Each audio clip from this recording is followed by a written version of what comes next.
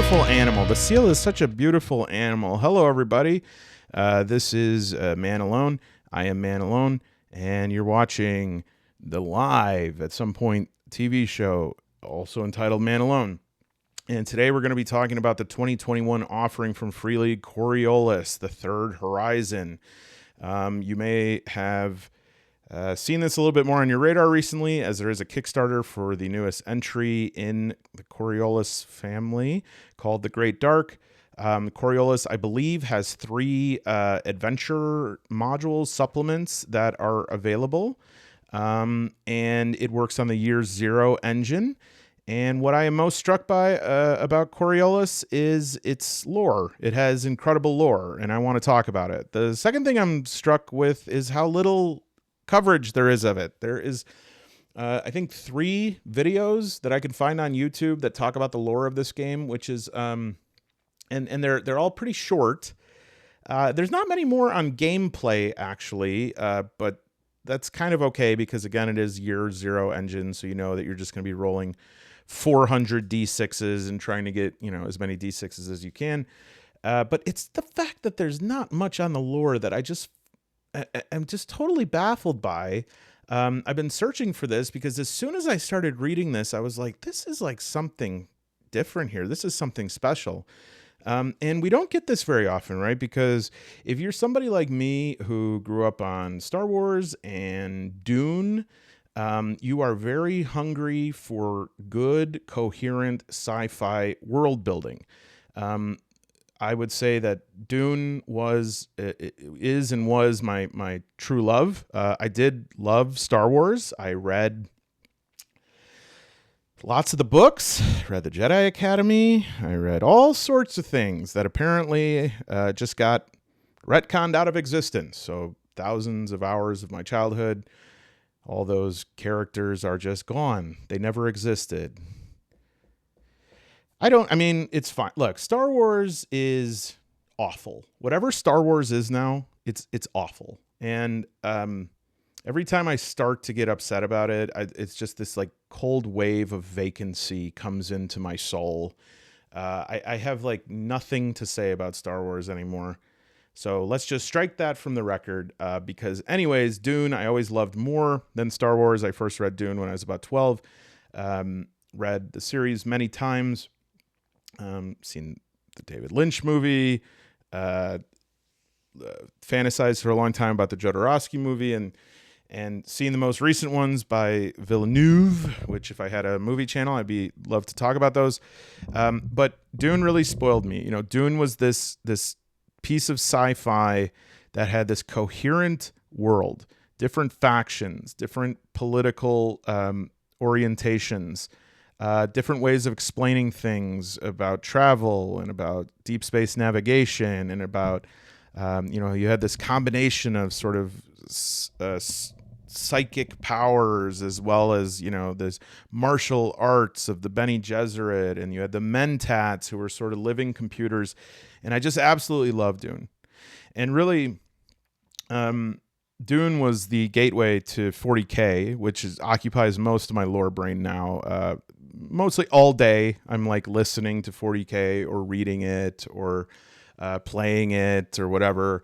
I love 40K. I love the lore. I do play tabletop a bit, but I'm getting into that more. And but it's really the lore that I love the most. And so when I started reading Coriolis, I was like, how are there not more people talking about this? Because this is a real property here, right? Because again, if you grew up on a good, menu of this sci-fi stuff and you really love these like sort of coherent world building attempts, Coriolis has something that a lot of other sci-fi properties don't give, right? It feels like the level of investment in explaining why factions feel the way that they do, why people are in conflict, why the world is what it is. The only sci-fi property that has really done that recently is The Expanse.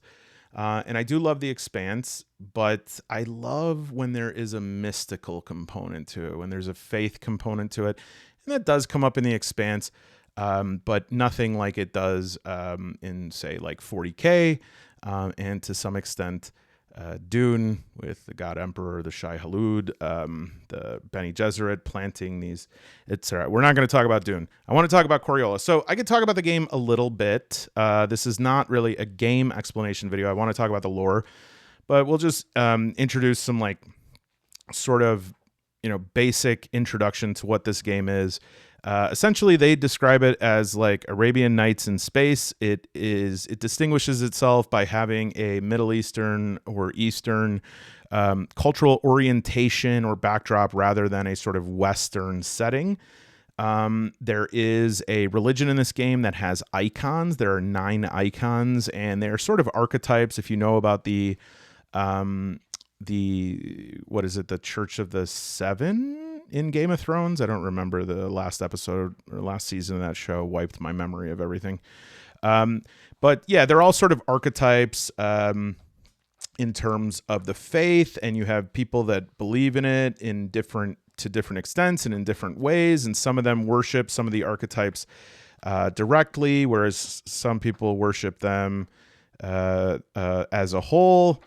And there also is this thing called the dark between the stars, which can be thought of as this sort of nameless, faceless evil. And the storyline of it is very cool. We'll talk about that. But I'll also just kind of give you a little bit of an overview of the game and what system it uses. So it is the Year Zero engine, right? So the Year Zero engine is basically guided by this very sort of condensed, concentrated stats, and you use a D6 dice pool, and you need to roll a 6 for like something to work. And more 6s could mean that the thing is more of a yes, right? Whether that's like you break down a door and you roll 6 6s when you break down a door, you smash it so hard with your head that the door explodes or something. The book has really beautiful art. Here we go. I found the 9 icons here. So like these are the gods they worship: the messenger, the gambler, the deckhand, the dancer, the traveler, the lady of tears, the judge, the merchant. And they each have like different times that you pray for them. And this book even gets so into this that it establishes a calendar for it. It also has the symbols for each. These kind of look like tarots. They also have the sacred rites, like how often you pray or do like a sacrament for these gods. The prayer goes to the faceless one twice daily. You have to do a pilgrimage for the traveler once in your life, etc. And so this is the kind of stuff that I just crave, just this stuff being built out like this. But anyways, just really quick, and I will show you a solo system I found for this too. This is a real waffler today, huh? We're off to a waffling good time.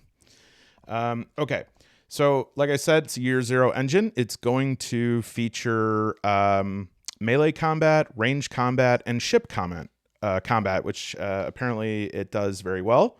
I will have more to say on that in about 13 hours, I think, be playing my first session 0 with my group to see how this game goes. I'm very much looking forward to that and why I have been preparing for this. Now, I just want to say there are, like I said, The Great Dark is on Kickstarter. That I think is like a new rule book and everything, I'm pretty sure. There are also 3 supplement books for this. So I don't know the story of everything, but I do know up to this book. I have read through the basic outline of this. In terms of your player character, you are going to decide, like, you're going to have a patron and maybe a nemesis, and there's different ones for like different groups that are in the game. So it's a lot of, Space Guild, internecine conflict, doing missions. Are you a smuggler? Are you a mercenary? Are you helping to carry out like political shadow operations for these different groups? And you're going to come up with like your character's concept, which will include like what sort of, they call them humanity. Now the way that they do this, humanites, not humanity. Yeah, you have to study the arts and sciences. There's people that are like biosculpted called humanites, and then there's common folk, and there's more like mutants, and then there is also some people in the game that are more like ethereal. I'm not sure what they are. You'll have a reputation, And the concepts of the characters in the game are really quite interesting. You have the artist, the data spider, the negotiator, the operative, the pilot, the preacher, the scientist, the ship worker, the soldier, and the trailblazer, and the mallard. No, there's no mallard in this game. And so each of these is going to have their own appearance, talents, personal problems, relationships to others, gear loadout. If you play other Free League games, especially those on the Year Zero engine, this is going to look pretty similar. In fact, Dragonbane is kind of unique among Free League games because it deviates from the Year Zero engine, but that's because they were sort of trying to have it be in some way spiritually inspired by the previous Drakkar Demoner, I guess, even though I understand that it's kind of different. So usually you are going to have a group of 5, and you want there to be like a pretty good spread of everybody, all the different archetypes in the game. Each of you will have different reputations, which will determine how well people receive you as you move about in Coriolis. And outside of that, Coriolis is this sort of space station. I'll talk about it. 6s mean success. More 6s mean more success. I just got a beep because my camera is low on battery, so please excuse. I'm going to plug that in. Okay. All right. I won't edit that out, but I'll just say edit. Okay, so pretend it was edited. You'll also have this like praying to the icons.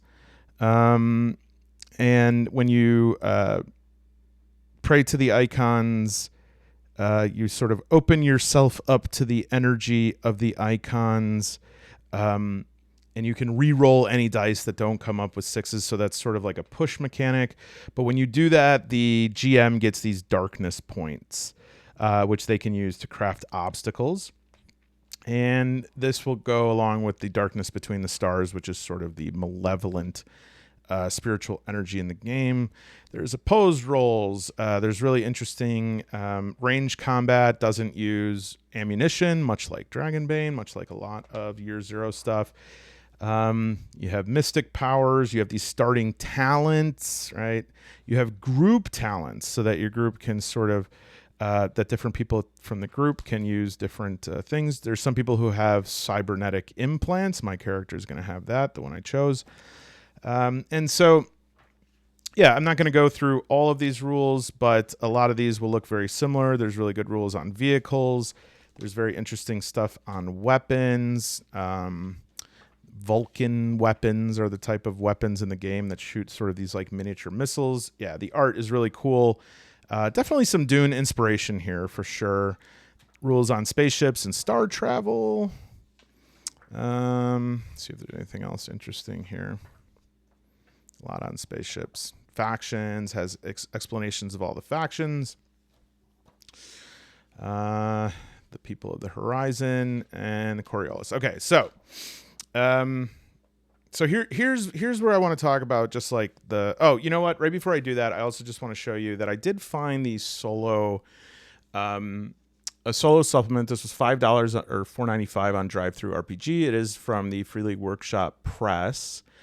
One thing I will say right here, and this could be good news to some of you, but if you look at this introduction, this is intended to help new and inexperienced soloists get started. So I will say the solo supplement here is a little bit remedial, and I definitely don't think it's worth $5. It's 10 pages, and since I think the first, so really 9 pages, and then you have a page that's literally half full. Some tables here that are very... I wouldn't say that this is a very useful table right here. I suppose it is a D66 with a lot of different options, but a lot of this is pulled right from the book. So I maybe would recommend this. I need to use it a little bit more to see how well it works. But I mean, look at this, 9 pages. One of them was half. One of them is a quarter full right here. One of them just explains the 5-room dungeon by John Four, which is like available for free on, what is it, Role Playing Tips? Yeah, roleplayingtips.com. And then it just tells you how to use oracles. So I'm actually probably going to say this is not worth $5. I think that's a bit of a ripoff. I think that if the author of this sees this, they should consider lowering the price of that, because I don't think that is worth the value. But I would be happy to give a more precise review after using it a little bit. But just having used a lot of solo supplements, I can tell you that this is not going to have... Probably the most useful thing here is going to be this, which because of that, I'm not going to linger on it too long. Yeah, a lot of like darkness points is... So like right here, as a guideline, if at the end of the scene the GM is holding 5 or more darkness points... You, this is something you love to see in a solo guide. Yeah, just decide for yourself. All right. Well, yeah. I don't want to trash anyone's stuff, but that's I think people need to be a little bit more reasonable about the pricing of that. I don't know what it says until I buy it, and then to buy it, and I do know it's 10 pages, but Alone in Deep Fall Breach is less than, or maybe just about that for Dragonbane, and that is an extremely useful thing that contains a guide. So a little bit of a ripoff there, I think. Okay. Anyways, the point was to talk about, as best I could, the lore of this.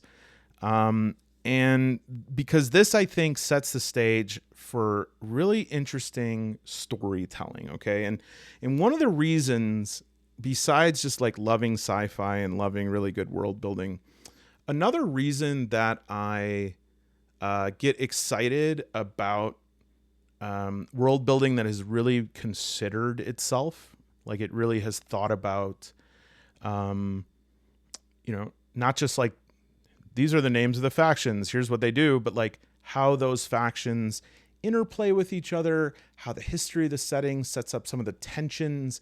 All of this stuff is really going to enhance my ability to play this game, but also to GM this game, and most importantly for this channel, to solo this game, right? Because when a book has a lot of information, that's good, but that just means it's a lot of information that you have to go through to pull from. Whereas when a book has this sort of, I keep saying this word coherent because I think that that's really what this is.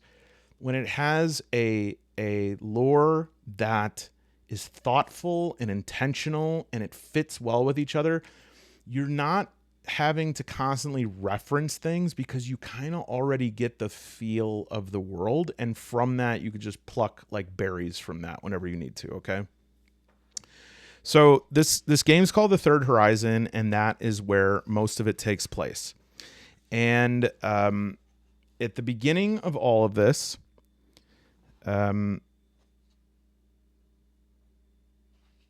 so first of all, I should say Coriolis originally, as that page says, was from 2008.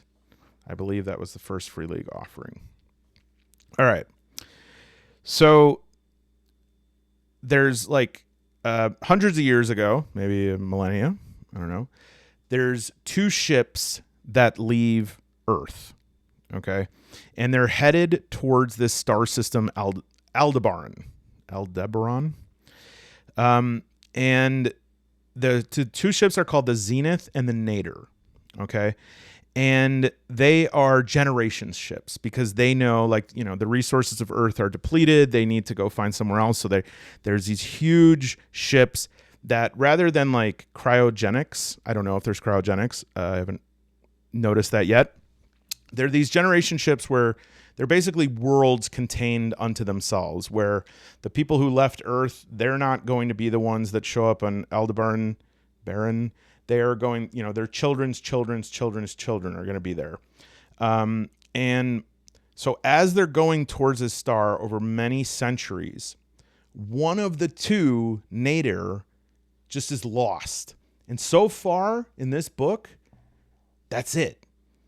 And I love that. And it may show up in these supplements or something. I mean, that's a huge thing to plant. But you have these 2 ships, tons and tons of people on them, and one of them gets lost in the darkness. Okay? So that's, that gets mentioned. It keeps on moving. And finally, they get to this Aldebaran. Now, imagine this. They get to this star system. And when they get there, they're like, there are already people here. And not only are there already people here, they're humans from Earth. And so they're like, WTF.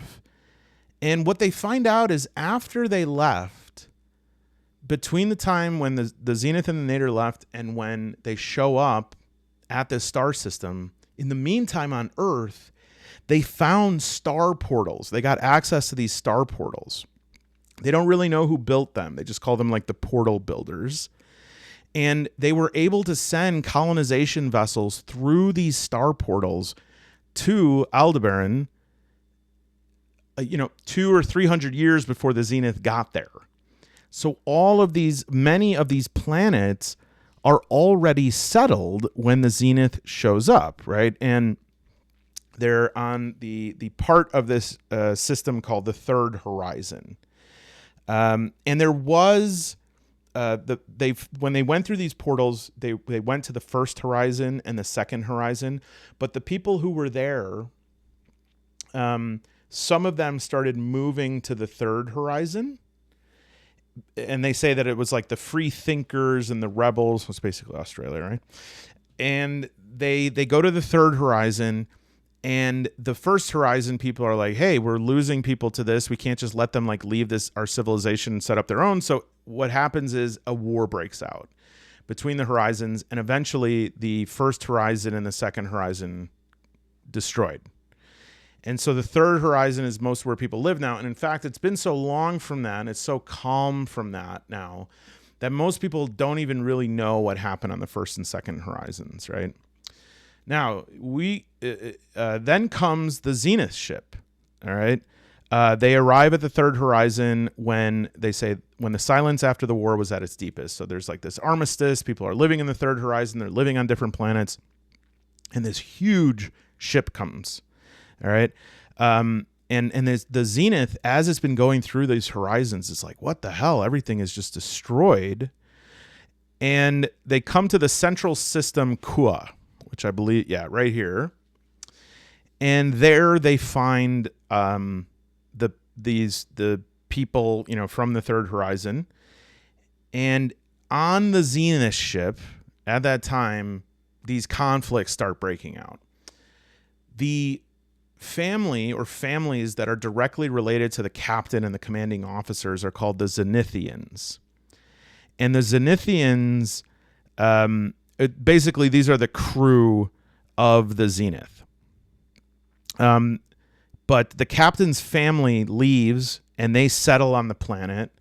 And then you have these Zenithians who meet up with the First Come. And the First Come are the people who came in the first wave through the portals. So you have these new people that come. They're the Zenithians, and there's some factions within that. And then you have the First Come, who are the people who came through the portals. And some of the First Come start identifying themselves as Zenithians. That's like a sort of a progressive thing to do over time. But there's several of these factions, and the ones. So the captain's family goes down to Kua to set up there.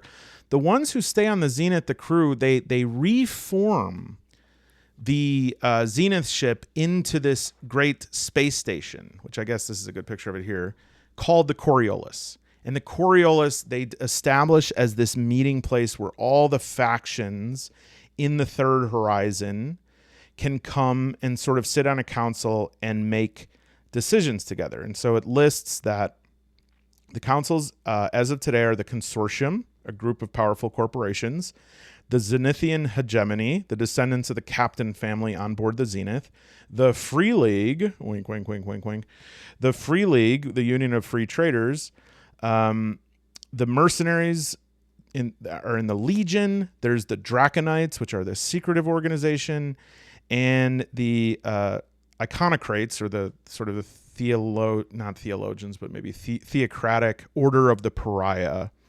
And Then there's Alam's temple, which has like courtesans and philosophers, and then the Church of the Icons, which is more like a populist church.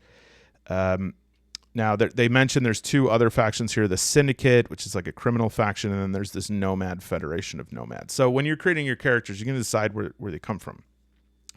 So they all come to Coriolis, and things are working pretty well because they have this council. The people who come on the Zenith, you'd expect them to be at this huge disadvantage, but it's not so, right? They come and they set up this council, and the different factions are at least able to talk to each other, come to different decisions together, and then things are getting good. Things are normalizing again. Things might even be better. We have this trade and governance structure of the Coriolis, but then come the emissaries. So there's this gas giant called Xene, Xene. And from that comes these emissaries. They're faceless. They're spectral.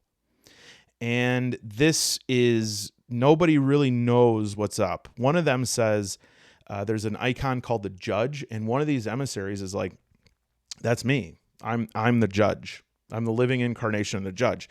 And so the Order of the Pariah, they like worship, directly these icons and the Judge. And they call this a sacrilege. They said this can't be true, and they immediately closed down their system because these emissaries are claiming this is heresy. You can't say this. And these emissaries, they're like, "Hey, we want to be on this Coriolis council." These like faceless specters are like, "Can we be on this council?" And everyone is really stressed about this because nobody knows who they are. Some of them think like, "Oh, are they the icons? Are they the portal builders? Who are they?" There's also only 5 of them that we know about at this point, but some people say, no, we think there's 9 of them. We think they're each of the icons. And anyways, this causes this huge conflict to flare up again, such that there's lots of like wars that are breaking out. And whereas they were used to be able to meet on the Coriolis and talk to each other and figure things out, there's now a lot of backstabbing and battles and loss of trust and broken treaties and perfidy going on everywhere. There's proxy wars, mercenaries, rebel forces, corsairs, and toll ships, as the book says. Now, in the middle of all this, something's happening. People are starting to have literally iconic powers. They're starting to manifest these powers just in the same way of like Dune with the spice. People start having, the visions, and have the spice has this geriatric property that keeps you younger, and you can achieve sort of feats of mind and body that you wouldn't have been able to do before. Some people are starting to develop these special abilities, okay? And they're able to have foresight into the future. They can see things at a distance. They're able to like conjure different powers. They can, blast people with like etheric fire and stuff like that. And more of that is coming up. So if you know 40K, this is kind of like psychers who are, more and more of them are coming up that people think the Emperor has something to do with that. The same thing is happening here with the icons. All right. And so you're thrown in the middle of this, and you decide kind of like what you are and what each of these factions, which depending on which faction you choose, you are sort of deciding, what role you want to play in all this. And you could do sort of a street level role. You could do something high up with like political intrigue. You could do criminal enterprises. You could decide which world you want to be a part of or which faction you want to be a part of. And the coolest thing, in my opinion, is this dark between the stars, right? The dark between the stars is this very taboo thing. It's like the devil, I guess, but it's more, it feels to me more impersonal, eldritch in nature. It's the negative space. It's the null. And the dark between the stars is this like force, this seeping force that is, people don't even say it. They use like euphemisms to talk about it in the third horizon. And so weirder and weirder things are coming up. And what we have between this darkness between the stars and this like icon awakening of these powers is we have tons of possibilities in this game to build out very interesting stories that break a lot of rules. And we don't have to worry too much about like, is this okay? Can this happen? Like what happens if I play out this story? Well, that still makes sense inside the game. And it's like, yes. And the reason for that is because of pages like this that just tell you what's daily life like, what kind of tech do they have, right? This is the kind of stuff. And then they have these breakdowns of all the different factions. What does it mean if you're a first come? What does a first come believe? What are the languages that are spoken everywhere? What do the nomads do? Expatriates, do people leave one faction and go to another? There's people who are in the Rimward Reach on the outer place and nobody knows much about them, but they get into the mix. And there's also, again, this very like sort of Eastern, Middle Eastern aesthetic to this. And so for instance, like the hacker is called the data spider or the data djinn. And then there's also like rumors that are more Middle Eastern in nature, which I think is like really refreshing because, you know, how many things can we have that are like the Greek or Roman gods? How many things can we have that are modeled after sort of like the Catholic Church? Warhammer very much like with the ecclesiarchy and everything is very much about the Catholic Church. And so this is going to give us like a different flavor of things. And I'm just like very excited about diving into this because I think this game has all the tools that we need to create some really cool stories. And that's what I'm most excited about is like my brain just interprets this as like a generosity, you know, is like, I'm giving you all this because the person, this is so intriguing that this person very well could have like written a book out of this, but instead they're handing this stuff over to us and saying, write your own stories with this. And I think that is just like an incredible act of generosity. So yeah, right here, the birth of the mystics. When the emissaries arrived, so did something else. Ordinary people suddenly began changing, minds twisting, rampant madness. But worst of all, spelled wrong, worst of all, mystical powers thought only to exist among the ascetics of the circle of seekers were suddenly manifesting. From prince to beggar, first come to Zenithian, anyone could suddenly fall victim to the illness known as the mystic's disease or the blight. The people with the mystic powers are often being hunted and killed, and they're starting to develop these powers. Probably some of them can control, some of them can't. We have tons of factions information here. The new sciences, there's a new science of socio-arithmetic. If anyone has been following Foundation, that's very similar to that. Yeah, so I just would love it if more people could talk about this. I would love to hear in the comments if anyone has played this game, and especially if they have read the expansions, and does this keep going? Do they keep building on this? Is it a huge disappointment? I suppose that none of us know too much about what's going to happen in the Great Dark, although I did make that video on the starter set for that. But I would love to hear from you. I'd love to just hear from more people about Coriolis because I think it's got a great backstory.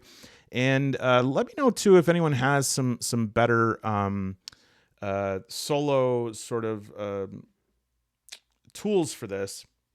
And I'm working on a video now where I'm showing people my setup that I film these RPGs with, because the solo gaming with, because I get that a lot. And I do have a lot of these. I know you've all seen these before, because if you're interested in soloing, even if you're very anti-Amazon, you probably looked on Amazon to see what they got in there. And this kind of book always shows up. I have all these books. And so in that video where I talk about like my solo filming setup, I'll talk about these books a little bit as well, because you can always use books like this to achieve the things. You don't really need a solo supplement most of the time. And a little secret, a lot of the solo supplements are very similar. They might have a little tiny differences in regards to like, what's the yes, and yes, maybe, no, but mechanics, but a lot of them are the same. So hopefully, you know, if I'm enjoying what happens on my campaign, I will probably do a solo playthrough of this. But otherwise, I'd love to hear what you think. I'd love to hear if anyone's played, and I'd just love to hear your voice. I've missed you. All right, bye. Sorry, bye.